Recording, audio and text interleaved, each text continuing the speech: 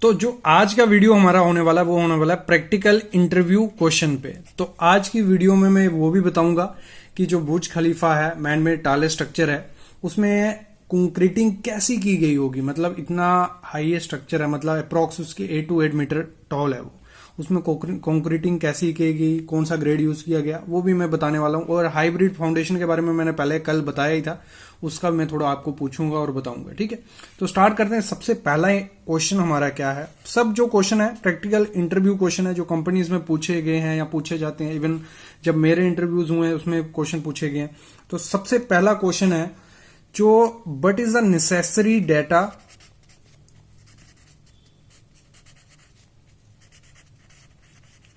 जो necessary data हमें चाहिए होता है किसी भी प्रोजेक्ट को एस्टिमेट करने के लिए, वो क्या होता है। मतलब क्या क्या चीजें चाहिए होती हैं। कोई भी अगर आपको पूछे, देखो आप अगर एक्सपीरियंस सिविल इंजीनियर हो, इंटरव्यू में बैठोगे, आपसे क्वेश्चन पूछा जाएगा कि क्या क्या चीजें जरूरी होती है किसी भी प्रोजेक्ट को, छोटा घर का है या बाहर का है, उसको एस्टिमेट, अगर रफ एस्टिमेट करना है तो क्या क्या चीजें चाहिए होती हैं। सबसे पहली चीज होती है स्पेसिफिकेशन, कि किस स्पेसिफिकेशन से वो घर बनने वाला है, मतलब क्या क्या चीजें यूज होगी, उनका स्टैंडर्ड्स क्या होंगे, वो चीज। दूसरी चीज उसकी ड्राइंग, और तीसरी चीज rates, SOR, schedule of rates. ये तीन चीजें अगर आपके पास होंगी तो आप किसी भी घर का, किसी भी बड़े प्रोजेक्ट का या छोटे प्रोजेक्ट का एस्टिमेट निकाल सकते हो। क्लियर। अगला क्वेश्चन जो इंटरव्यूज में पूछा जाता है, कोई भी कॉलम है उसकी हम वर्टिकलिटी कैसे चेक करते हैं कि वो वर्टिकल खड़ा है कि नहीं। क्योंकि देखो क्या होता है, अगर कोई हाई राइज बिल्डिंग है या मतलब सुपर स्ट्रक्चर है कुछ, अगर उसके कॉलम में थोड़ी भी टिल्ट हुआ, मतलब 5 mm भी वो वर्टिकल नहीं हुआ, तो उसमें काफी ज्यादा रिस्क होता है। जो लो ट्रांसफर में, उसमें पहले तभी तो एकदम से तो कुछ नहीं दिखेगा आपको, ना वो आपको 5 mm 10 mm इधर उधर होगा, नहीं दिखेगा। लेकिन जब लो ट्रांसफर की बारी आती है तो धीरे धीरे क्रैक्स, धीरे धीरे स्ट्रक्चर फेल हो सकता है। तो हमारा कॉलम क्या होना चाहिए, बिल्कुल वर्टिकल होना चाहिए। तो उसको हम चेक कैसे कर सकते हैं, बेसिक से। अगर बेसिक बिल्डिंग है, आप प्लम बॉब की हेल्प से उसको कर सकते हो। क्या करते हैं, प्लम बॉब यहां फिक्स किया, नीचे प्लम बॉब लटकाया, और हम मेजरमेंट ले लेते हैं कि यहां हमें 100 mm मिल रहा है, यहां पे भी 100 mm मिल रहा है। और इसको आपको तभी तुरंत करना होता है जैसे आपकी कंक्रीटिंग कंप्लीट हुई, जैसे कंक्रीटिंग भर गया कॉलम, ठीक है। तो उसके बाद उसमें जो सपोर्ट्स लगी होती हैं, तो सपोर्ट्स की हेल्प से क्या होता है, कॉलम को आगे पीछे किया जाता है और उसको वर्टिकल बनाया जाता है। क्योंकि पहले आपने एक तो पहले शटरिंग के टाइम उसकी चेकिंग होती है कि बराबर वो शटरिंग प्लेस पे है, प्रॉपर वर्टिकल है, हो गया। उसके बाद कंक्रीटिंग जब की जाती है तब वाइब्रेशंस होती हैं, कंक्रीटिंग के दौरान स्पोर्ट्स हिल सकती हैं, तो उसके बाद भी चेक किया जाता है, तो वो प्रॉपर वर्टिकल है, ऐसे चेकिंग उसकी होती है।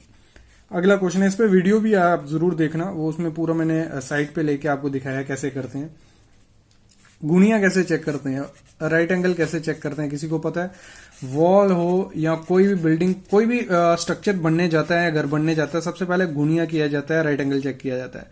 तो उसको चेक करने का एक ही फंड है, मतलब आपको एक पॉइंट, हमने रेफरेंस पॉइंट ले लिया, उधर से हमें ले लिया कि ये एक लेट कर लिया 3 मीटर है और ये 3 मीटर है, तो इसका गुनिया हमें करना होता है। तो 3 का स्क्वायर प्लस 3 का स्क्वायर, इसका अंडर रूट करेंगे, जो वो ये बराबर आना चाहिए। अगर नहीं आया तो आपको चेक करना है कि ये लाइन गलत जा रही है, ये लाइन गलत जा रही है, वो हम किसी भी रेफरेंस से चेक कर सकते हैं। ठीक है, ये प्रोसेस होता है गुनिया चेक करने का। अगला क्वेश्चन है, एक क्वेश्चन पूछा जाता है, tell me about yourself. मतलब कोई भी इंटरव्यू में आप बैठोगे तो आपको बेसिक क्वेश्चन हर इंटरव्यू में आएगा कि आपके अपने बारे में बताओ। जब भी आप ये क्वेश्चन सुनो, आपको मतलब बेसिक चीजें इसमें आपको डाइवर्ट करनी है, जितना कम मतलब बोल सको। तो जो बेसिक चीजें रहेंगी वही कि आपका नाम, आपने कहां से डिग्री की है, आपका मतलब डिप्लोमा है या डिग्री है, कंप्लीशन कब हुई। फिर उसके बाद आ जाना है आपको, अगर आपके पास एक्सपीरियंस है तो अपना एक्सपीरियंस शेयर करना है कि मेरे को इसमें, क्योंकि उसमें आपको क्या करना है, अपनी टेक्निकल स्किल्स। अगर आप क्वांटिटी सर्वेयर के लिए इंटरव्यू देने गए हो तो क्वांटिटी सर्वेयर का बोलो, बिल्डिंग के लिए, प्लानिंग के लिए, एग्जीक्यूशन के लिए, जिसके लिए भी गए हो उस चीज का बोलना है। अगर आप फ्रेशर हो तो फ्रेशर में आपने जो भी आपने सर्वे कैंप किए हैं जो भी आपने ट्रेनिंग की है, जो भी आप कोर्सेज की हो वही बोलें, और अपने रिज्यूम में वही चीजें डालें जो स्किल्स आपको आती हैं, क्योंकि जो इंटरव्यूअर होगा वो आपको क्वेश्चन वहीं से पूछेगा जो आपके रिज्यूम पे होगा। तो रिज्यूम पे भले कम हो लेकिन वही स्किल्स डालनी है जो आपको आती होंगी। ये चीज हमेशा ध्यान रखना। इस पे एक अलग सी वीडियो भी आएगी, वो मैं जरूर लाऊंगा। तो अगला जो क्वेश्चन है, एक क्वेश्चन है कि what is soil reinforcement. Soil reinforcement क्या होती है? सॉइल रिइंफोर्समेंट होती है जब हम सॉइल की बेयरिंग कैपेसिटी बढ़ाते हैं। मतलब हमें कोई भी स्ट्रक्चर बनाने जा रहे हैं, नीचे जो सॉइल है तो वो कितना लोड बेयर कर पाएगी वो हम चेकिंग कर लेंगे। उसके बाद हम उसकी थोड़ी बेयरिंग कैपेसिटी बढ़ाते हैं, उस चीज को हम सॉइल रिइंफोर्समेंट बोलते हैं। उसमें हम लाइम यूज कर सकते हैं, लाइम मिक्स करते हैं, उसके साथ सीमेंट, काफी चीजें होती हैं, प्रोसेस होता है। लेकिन सॉइल रिइंफोर्समेंट क्या होती है? हम सॉइल की बेयरिंग कैपेसिटी बढ़ाते हैं, जब उसे हम सॉइल रिइंफोर्समेंट बोलते हैं। जो हमारा अगला क्वेश्चन है वो भी काफी इंपॉर्टेंट और प्रैक्टिकल क्वेश्चन है। ये हमारा एक कैंटिलीवर बीम है। ओके, ये हमारा कैंटिलीवर बीम है। तो इसकी जब डी शटरिंग की जाती है, आपको पता होगा इसका टेंशन जोन कहां होता है? ऊपर, और कंप्रेशन जोन होता है नीचे। और अगर हम सिंपली सपोर्टेड बीम की बात करें, उसका कंप्रेशन जोन होता है ऊपर, टेंशन जोन होता है नीचे। तो इसमें अगर हम शटरिंग खोलने जाते हैं, ये सपोर्ट लगी है 3। तो अगर मैं आपको पूछूं जब इसकी डी शटरिंग का टाइम आ गया 14 दिन बाद या 21 दिन बाद, तो इसमें से कौन सी प्रॉप सबसे पहले हटाओगे, कौन सी सपोर्ट सबसे पहले आप हटाओ? ठीक है, तो इसका आंसर ये है, क्योंकि ये बीम क्या है? Cantilever beam. इसको डिजाइन किया एज ए कैंटिलीवर बीम, और टेंशन जोन इसका ऊपर और कंप्रेशन जोन नीचे, इस हिसाब से इसको डिजाइन किया है। अगर आप ये सपोर्ट हटाते हो या ये सपोर्ट हटाते हो तो बची ये सपोर्ट, तो उस केस में ये बीम क्या बिहेव करने लग पड़ेगा? आपका बीम ऐसे रहेगा ना, मतलब ये करने लगा सिंपली सपोर्टेड बीम।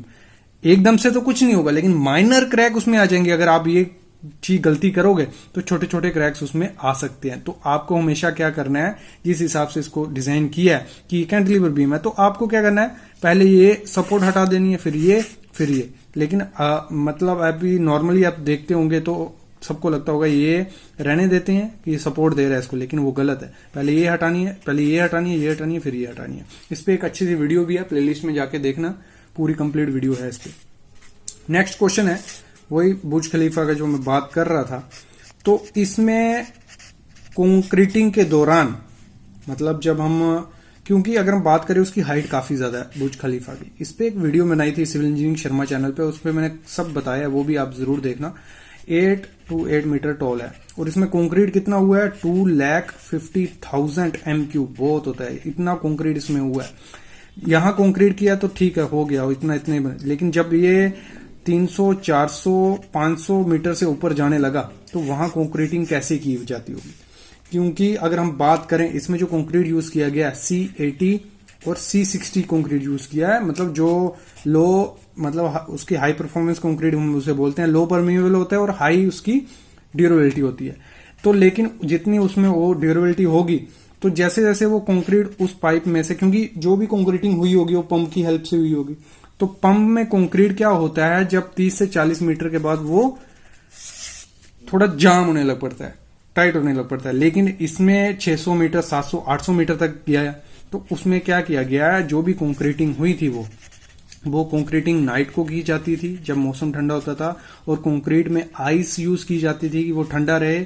और इसमें 2 पंप यूज किए गए थे, एक 600 मीटर तक कंक्रीट करता था पंप, हाई परफॉर्मेंस पंप, और दूसरा 600 मीटर की हाइट से ऊपर। तो इस हिसाब से उसकी कंक्रीटिंग की जाती थी। और इसमें जैसे मैंने क्वेश्चन बताया था हाइब्रिड फाउंडेशन का, कल आपको पूछा भी था हाइब्रिड फाउंडेशन क्या होती है।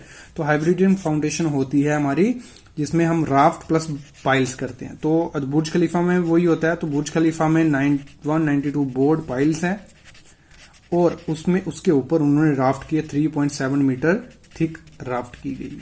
इस पे अच्छे से और बहुत अच्छे से वीडियो बनाई है, civil engineering Sharma ji channel पे वो वीडियो है, आप जाकर जरूर देखना। तो ये थे आज के हमारे interview question, practical interview question. ऐसे इंटरव्यू क्वेश्चन आपको मिलते रहेंगे, बस आप चैनल को सब्सक्राइब करके रखो और बेल आइकन दबा के रखो। Thank you guys.